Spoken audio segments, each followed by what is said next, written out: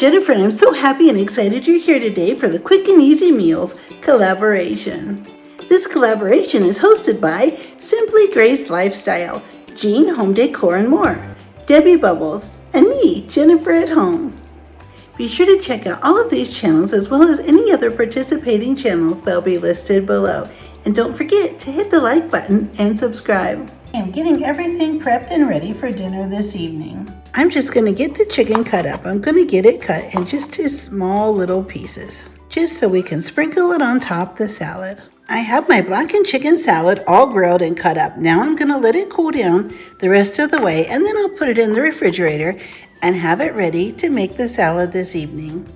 I always make sure to include some healthy proteins and fats in every meal. And here's how the wonderful blackened chicken salad turned out.